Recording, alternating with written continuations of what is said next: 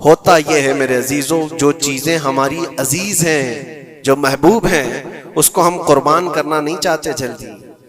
ایک دانشور نے کہا تھا، پھلوں کی دکان پر ایک فقیر آیا اور پھل بہت سارے رکھے ہوئے تھے۔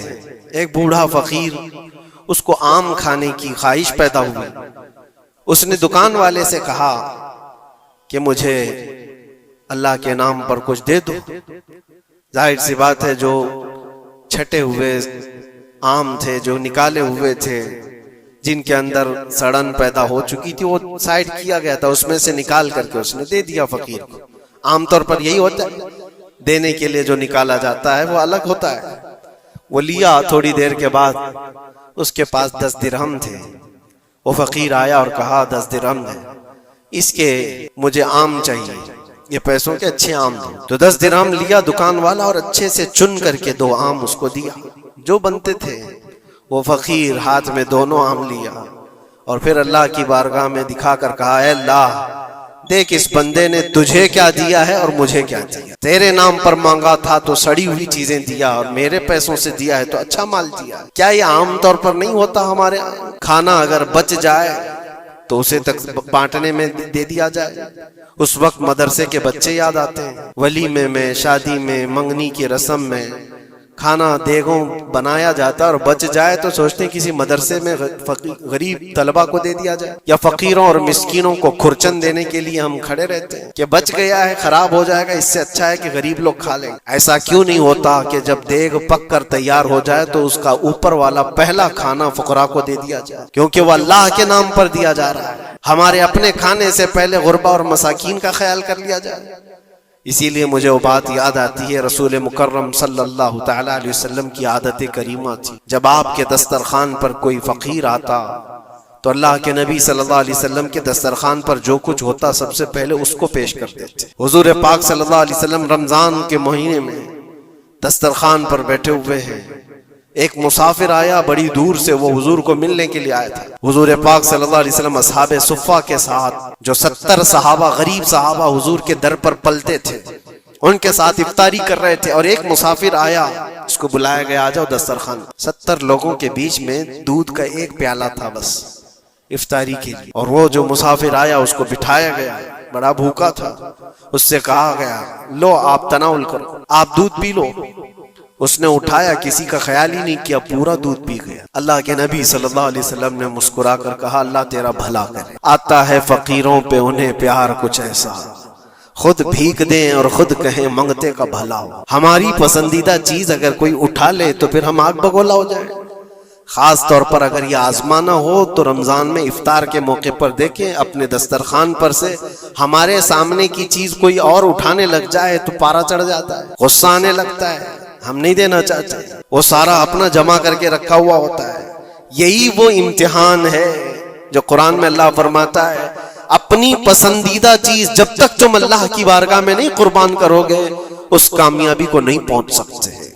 ہمارا دل چھوٹا ہے، اسی وقت اندازہ ہو جانا چاہیے کہ میرے دل میں وسعت کتنی ہے، کشادگی کتنی ہے۔ آزما کر کے دیکھ لینا، افطاری کے ٹائم پہ تھوڑا سا تمہارا شربت کوئی اٹھا لے، یا کوئی فروٹ تمہارے ادھر سے ادھر کر دے دسترخوان پر۔ جھگڑے ہوتے ہیں بہت سارے، غصے میں آگ بگولا ہوتا ہے، لال پیلا ہوتا ہے، پتہ نہیں کیا کیا سنا دے گا۔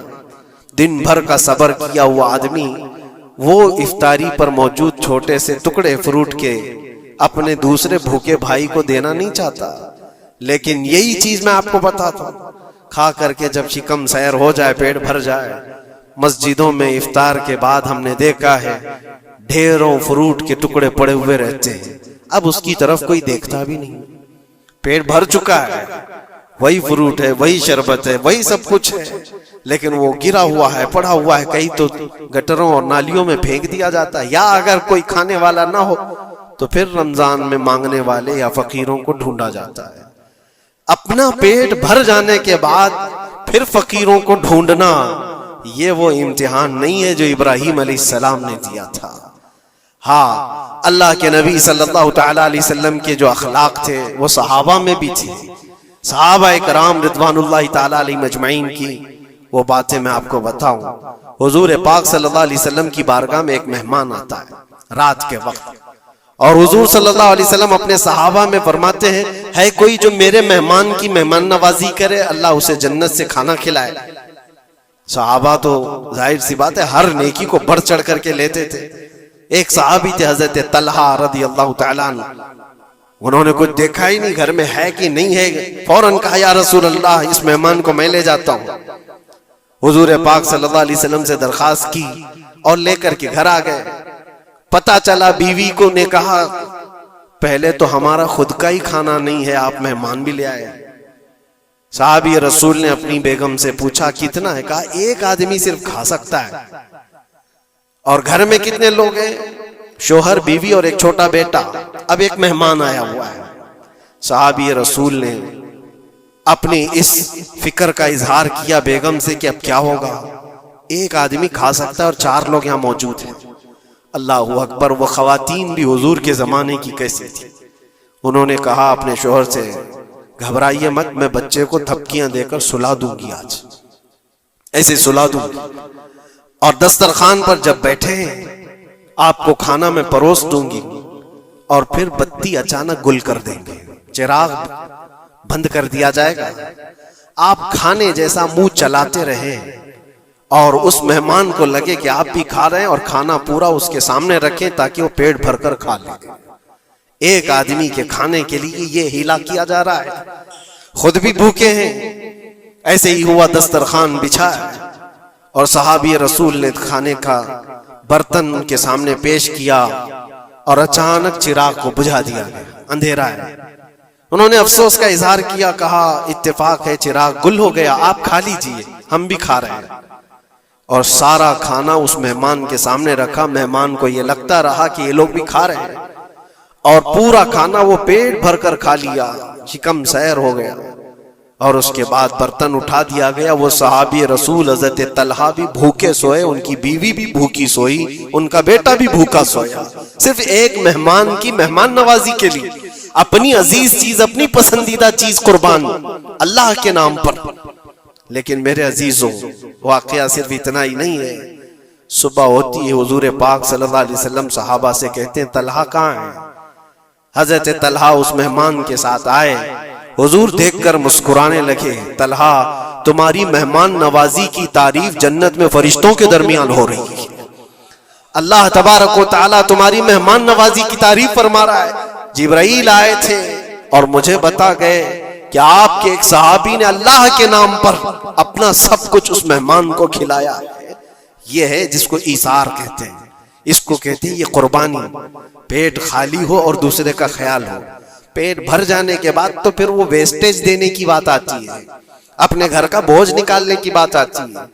اچھی چیز جب اللہ کریم کی بارگاہ میں دے دیا جائے تو وہی قرآن میں اللہ نے فرمایا لن تنالوا البر حتى تنفقوا مما تحبون. تم اس وقت تک اس کامیابی کو نہیں پہنچ سکتے جب تک کہ اپنی پسندیدہ چیز اللہ کی بارگاہ میں قربان نہیں کرتے. پسندیدہ کا لفظ ہے، اپنی چاہی ہوئی چیز کا ہے. اسی لیے عزیزان گرامی وقار، حضور اکرم صلی اللہ تعالی علیہ وسلم کے صحابہ میں سے ہم نے دیکھا ہے ان صحابہ اکرام نے کبھی ان چیزوں کو ایسا پسند نہیں کیا، ایسا پیار نہیں کیا دنیا کو گلے لگا کر. اس کے باوجود بھی اس کو قربان کرتے رہے. جو چیز دنیا میں تمہیں غافل کرتی ہے وہ یہی چیزیں ہیں جس کو اللہ تعالیٰ تم سے دور کرنا چاہتا ہے.